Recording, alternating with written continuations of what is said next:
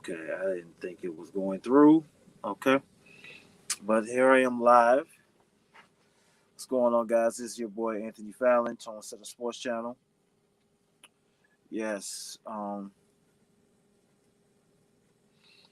here we are. We are approaching upon week 15 versus the 49ers. And I must say, this will probably be the most challenging,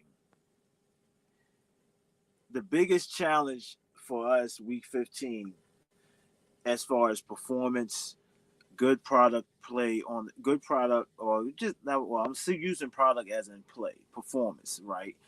Um, a good display on the field, showing some continuity, momentum, you know. But we're going to be challenged defensively because we know that Kyle Shanahan loves to establish the run game, and with Mozart and gosh, I forgot the other guy's name, but yeah, I think we're gonna have a real big challenge when it comes to uh the 49ers, man. It's not gonna be a cakewalk because we don't have the front seven the um like the football team. We don't have a power. We're not dominating defensively. And I don't know what to expect. I just want to see good play on the field. I want to see good, intelligent football. I want to see guys executing the game plan defensively. And I think it could be just as challenging again on the defense. I mean, on our defense, just like our offense will be challenged because that defense is still something to be reckoned with, and they're just having a down year post Super Bowl appearance from last year against the Kansas City Chiefs. We kind of seeing we just have to see how this team is the 49ers are going to respond next season. Are they going to be the Falcons or are they going to bounce back? You know what I'm saying? Because we saw what happened to the Falcons. You know what I'm saying? It was after that devastating loss in the Super Bowl, they never bounced back. They just remained punch drunk off that loss. You know what I'm saying? Seemed like they just lost everything with besides injuries as well, especially defensively. Um, but we seeing that the 49ers, don't have Garoppolo. They're playing Mullins. So, and to me, he looks pretty. He looks okay. Like he still needs some time to grow. You know, um, but he does have a decent arm, and he does get the ball out to the guys with Debo Samuels. You know, I don't know if Kittle's playing. Uh, I don't know if he's playing. He might be on IR. I'm not quite sure, and I haven't checked. The injury report list. So I know he didn't play last weekend versus the Washington Redskins because I had Jordan Reed. I thought Jordan Reed was going to get some looks, but not like that. Okay. Uh,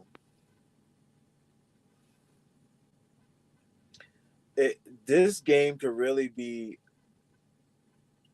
like the Ravens game, according to what type of energy we come out to play with defensively, according to being detailed in their assignments when the play is called from the coach, and being disciplined as well, communicating on defense and holding each other accountable.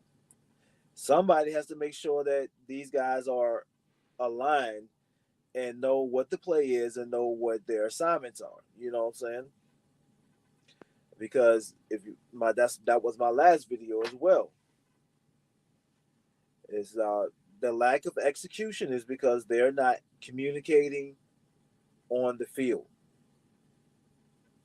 and they're definitely not holding each one accountable. So to me, I would like to say that my Cowboys are going to win, but I don't think they're going to win this game. And I'm saying that hoping that they do, that they will actually pull this one out because they finally are getting it. They're building some continuity, some confidence. But the more. But what I would really like to see is our younger guys playing. I know Reggie Robinson got in the game finally uh, last weekend, and we can expect more of the secondary. I don't know if Donovan Wilson has been cleared to play. You know what I'm saying? So we might see more Darian Thompson. We're going to see some more Westry. I don't know if Anthony Brown is cleared to play or Cheeto Bay. Um, but I definitely want to see more Pollard. I want to see Rico Dowdle um, play as well. Bradley and I, um, and going off of what was reported um, yesterday during one of the other flagship channels, uh, how Mike Nolan did not start D Law uh, the first couple of snaps or the first series or whatnot. Um, and he was kind of chastised for that. Well, I just think he was experimenting because they wanted to see where can I fit Dorrance Armstrong? Can I put him on the right side, or or will he be a backup to D-Law on the left? Will he be a sub? It's just all about figuring out to see where these guys are best fit, or where can you get the best play out of them. So I don't think that was such a big deal. It was just the first couple of snaps or first snap or whatever it on the first series of the game. So it is what it is, and I don't think that's something to fault him for when you're trying to see what these guys are made of and what will be the best position for them to play. So, but but it's interesting. I do have to say that it is interesting, and we do have to see where these guys best fit. I mean, maybe it's just something to try if they was going to get instant production. Because honestly, I saw D Law. D Law got most of his sacks this year from the right side. I mean, from the left. So, and I need to correct myself. Did I say that with Dorrance? I think I did. I meant from the right from the right end position. Because that's what I said.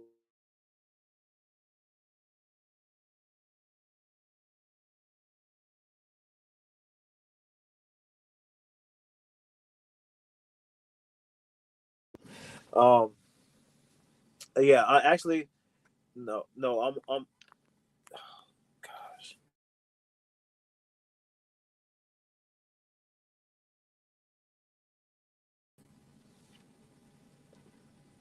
Because actually no, I'm yeah, I'm just like all over the place right now. Whatever.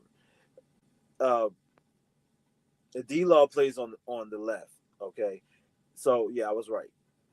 But so D Law no has especially early part of the season he got most of his sacks uh for the amount that he has. I know it's in single digit, um, but he was getting it from the right end, you know, position. So if you could put D Law on the right end, and because he's a run stopper as well, and you can get Armstrong on the left to be a more of a run stopper. You know what I'm saying? On that end, then and you just say you just get instant production out of him. Put it like that. According to his assignment, whether if it's stopping the run, uh, pressuring the quarterback, or whatever they ask him to do in whatever base set that they was in. Okay. So I guess we will see if there will be any more wrinkles installed this week against the 49ers. Um, because we know that they're going to impose their will on the run game. Okay. And did y'all well? And that's all I really have to say about the Cowboys as of right now.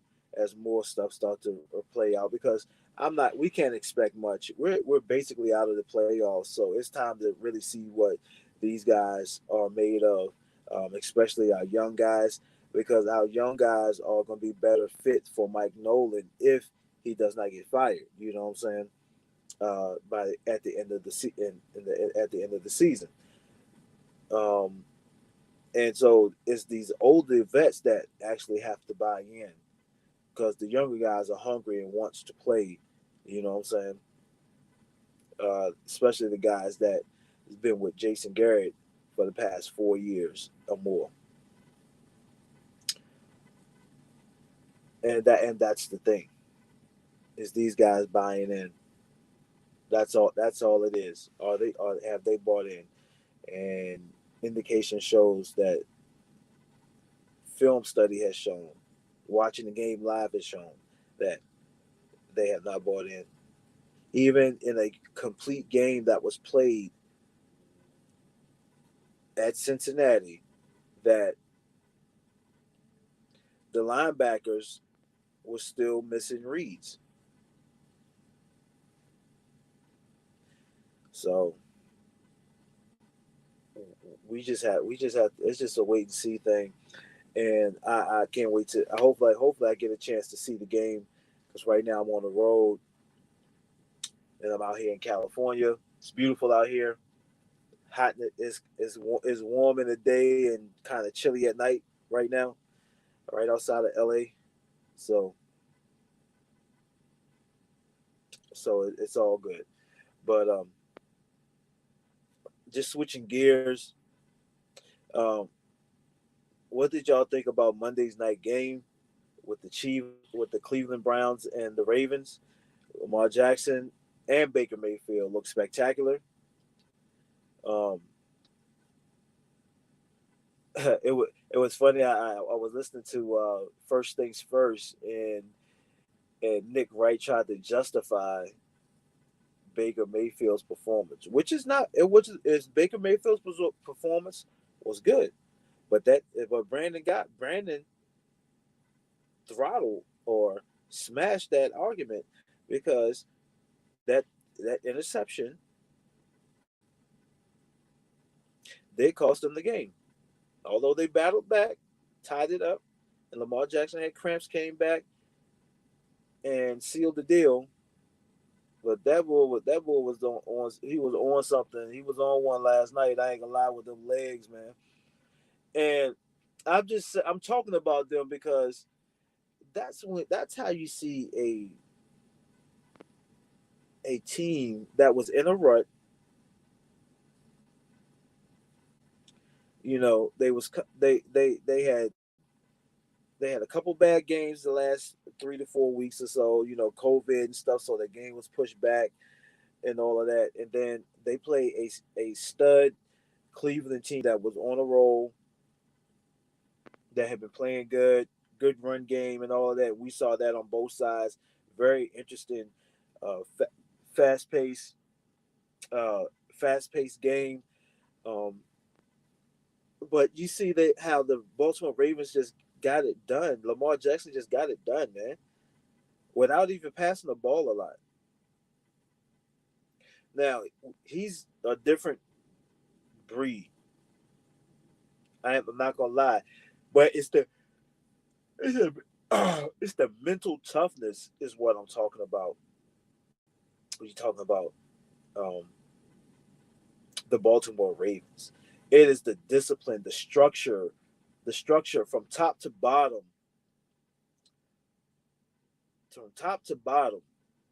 that is always displayed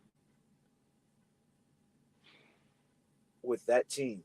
Even when that team is not that good and may not even have a winning record for that season, but they are a tough outing, just like the Pittsburgh Steelers. You know what I'm saying? They're not just going to go down willingly. And that's how I want to see my team. Maybe I'm just being a little too optimistic. Maybe we'll never get there. I don't know, but we definitely need some freaking structure, consistent structure on this team, because that's how you stay competitive.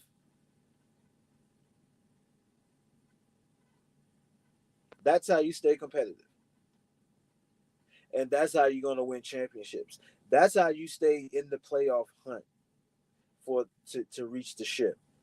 You know what I'm saying? To reach the top of the NFL.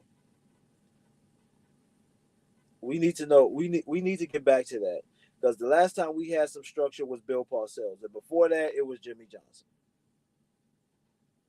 Honestly, so I don't know how long that's going to take. Maybe it's right around the corner. We could be like the Dolphins right now. We can actually just not be a very good team, in which we are not a very good team right now, and then coming the next season, you know, we show strides. And what I'm thinking, what prophesizing that Mike McCarthy is going to bring some continuity, where we're not having this volatile season where every like this year was supposed to be the double digit win if we had Garrett, and the next year is we're going to be 8-8, 9-7 at the least. You know what I'm saying? And then the following 2022, we're going to have another double digit win season. You know, that's that's like stuff that we have to really look at with this team, is how up and down they are. And it's like everything is according to the off seasons, the years. You know what I'm saying? Which year they find it, it seemed like they turned it on, they got it. Defense is up there in the top 10 in ranking. The offense is moving the ball. You know what I'm saying? We just don't know. Um, and that's what we desperately need. That's what I feel like the fans are in dire need of and been wanting. It's just the fact that we want to see every year, that every season, that we're just competitive, that we are in the hunt. You know what I'm saying? We right there until the end of the 17 weeks. You know what I'm saying? And we just want to see some consistency. And in game consistency is going to be defense stopping the run, stopping the run, and red zone offense has been our Achilles heel. Those two. So, and that's just what it is. I was gonna say something else, but it kind of slipped my mind. I just wanted to come and drop. I just wanted to drop in with you guys. For those that do listen, I appreciate that do view my channel. Thank you. I appreciate you guys for at least checking me out. But if you like the content, hit like, subscribe. You know what I'm saying? And it's all good. But I appreciate the views that I do get, and we're just going to keep. And I'm just going to keep making videos, going live, doing this stream. It's interesting to talk about where we are right now with the team, where the team may go. Um, Looking at the young prospects that's going to get in the game, get some playing time, and looking at the potential draft picks going into the offseason, because we know we're not there. I don't care if mathematically we're still in it.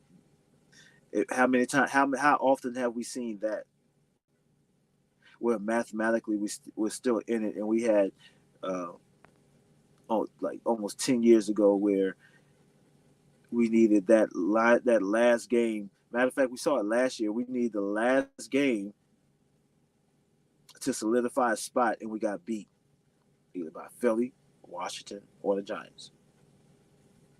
We've seen that before.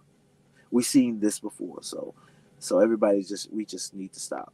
But I do want to see dubs. I do want to see good play on the field that will actually lead to some wins. We got one under our belt again, and hopefully that we will play a team that is probably just as equally talented as we are, that might be even better than we are. You know what I'm saying? Even right now, you know, even though they have a losing record. So we'll just have to see. But anyway, this is your boy Anthony Fallon, Tone Setter Sports Channel. Peace.